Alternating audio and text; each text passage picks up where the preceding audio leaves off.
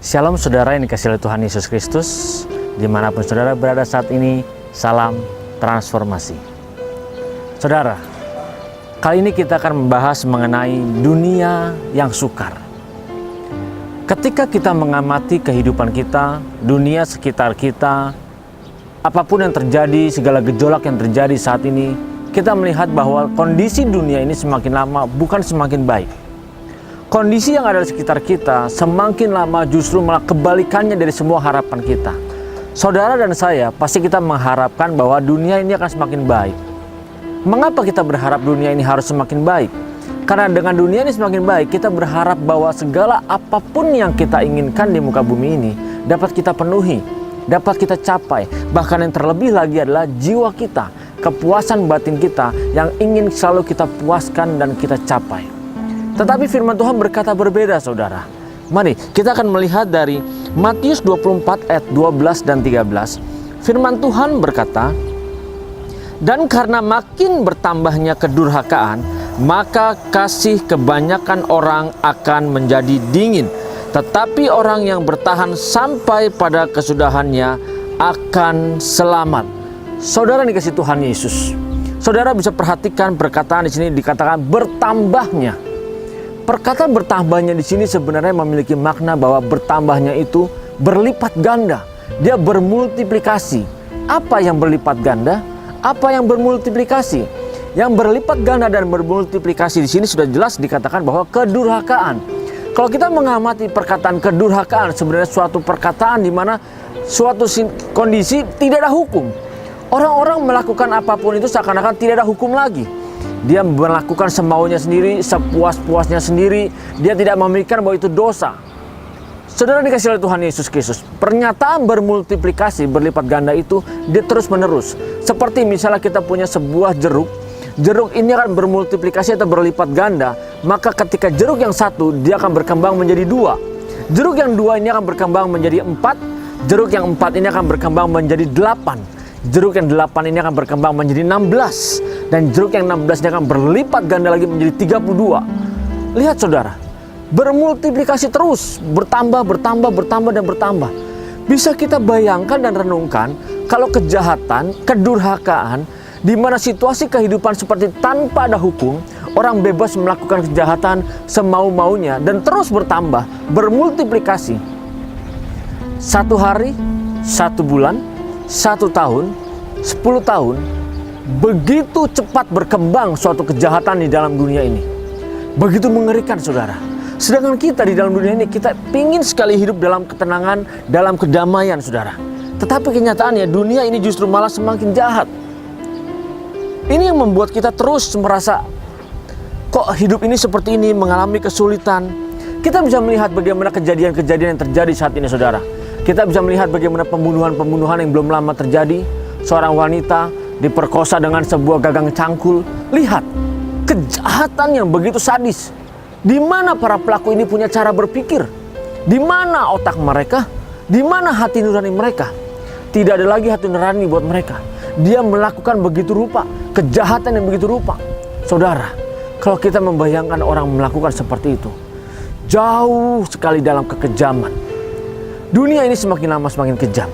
Dan kita berharap dunia ini semakin baik. Setiap hari kelihatan kita selalu berusaha dan berdoa. Bahkan kita tidak rela kalau dunia ini semakin jahat. Kita berjuang, bahkan kita berdoa. Bapa, kalau boleh setiap hari atau besok, dunia ini akan semakin baik dalam kehidupan kita. Tetapi kenyataannya justru kebalikannya saudara. Kita harus berhati-hati dalam hal ini. Banyak pengajaran, banyak orang mengajarkan bahwa besok akan menjadi lebih baik. Hari esok akan lebih baik. Dunia akan lebih baik. Saudara, apabila kita mendengar pengajaran seperti ini, kita harus berhati-hati. Mengapa? Karena pengajaran ini jelas bertolak belakang dengan firman Tuhan. Kalau firman Tuhan saja jelas mengatakan bahwa bertambahnya kedurhakaan ini dan kasih akan menjadi dingin.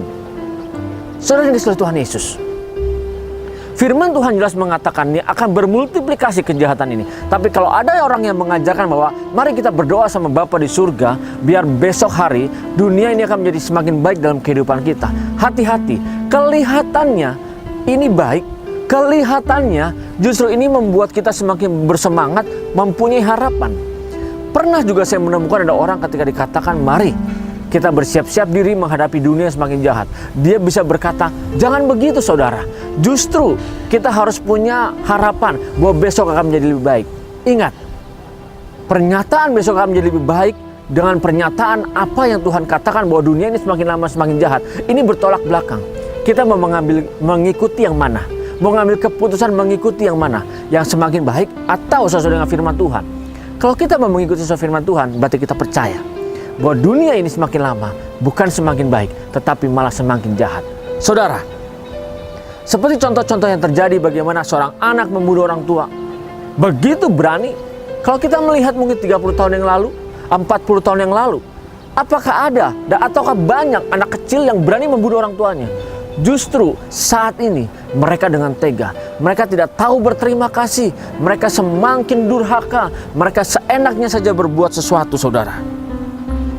Melihat situasi ini, mari kita belajar berpikir secara realistis. Kalau ada orang yang mengajarkan besok semakin lebih baik, kita berpikir realistis. Apa yang terjadi saat ini? Bagaimana perekonomian kita? Semakin lama semakin berat, semakin sulit. Ketika kita berpikir realistis, justru kita tahu bahwa besok semakin jahat, bahwa besok tidak semakin baik. Kita harus bisa mengambil inisiatif, kita harus bisa mempersiapkan diri untuk mengantisipasi segala sesuatu yang terjadi. Saudara, ketika kita berpikir realistis, kita tahu bahwa apapun yang terjadi selama ini ternyata mengarahnya semakin jahat. Dunia ini akan terus semakin jahat dan sampai akhirnya nanti dunia ini pun punah ditelan oleh api kekekalan. Saudara yang dikasihi oleh Tuhan Yesus Kristus, melihat kondisi seperti ini justru banyak manusia mereka berpikir, aduh, kenapa dunia ini semakin sulit? Dia semakin pesimis. Dia semakin merasa tidak punya harapan. Mengapa terjadi? Karena setiap kita, saudara dan saya, secara daging kita berharap bahwa hati kita, jiwa kita mau terus dipenuhi. Kita berharap bahwa dunia ini bisa memenuhi segala keinginan kita. Tetapi ternyata justru kebalikannya. Inilah yang harus kita perhatikan. Ketika kita berjuang mengejar damai sejahtera dari dunia ini, justru malah sebaliknya. Kita berharap apa? Yang kita dapatkan justru malah pesimistis, yang kita harapkan malah kekecewaan. Saudara, kita harus berhati-hati. Jangan berpikir bahwa dengan dunia yang ada saat ini kita merasa, aduh kok begini terus. Justru firman Tuhan mengingatkan saudara dan mengingatkan saya yang terambil dari Matius 24 ayat 8 yang dikatakan bahwa akan tetapi semuanya itu barulah permulaan penderitaan menjelang zaman baru. Lihat saudara, ini baru permulaan untuk memasuki zaman baru di mana semakin jahat dunia ini. Saudara, kita harus sadar bahwa ini sebuah permulaan, berarti besok akan semakin lebih lagi, dan lusa semakin lebih lagi, minggu depan semakin lebih lagi. Berarti saudara dan saya, kita harus bisa mengambil keputusan. Jangan kita mengejar damai sejahtera dari dunia ini. Jangan lagi kita mengejar kenikmatan dari dunia ini. Jangan lagi kita mengejar yang namanya pencintaan akan dunia ini, saudara. Kita selama ini merasa dipuaskan kalau kita bisa dipenuhi dengan semua yang berasal dari dunia ini. Tetapi justru sekarang ini, melihat kondisi dunia yang semakin jahat, kita harus berubah. Mari, kita harus mengharapkan damai sejahtera dari Tuhan. Apa yang Tuhan harapkan kita lakukan, mari kita puaskan saja Dia. Tidak ada jalan lain. Kalau kita mengharapkan dari dunia ini, kita akan menemukan yang namanya kekecewaan. Kita akan menemukan yang namanya sikap pesimis. Kita akhirnya frustasi. Tetapi justru kita harus mengejar apa yang Tuhan ingin kita lakukan dengan menyukakan dan menyenangkan hati Dia. Ingat saudara, mulai hari ini, mari kita lakukan apa yang Tuhan ingin kita lakukan di dalam kehidupan kita. Tuhan Yesus Kristus memberkati saudara. Salam transformasi.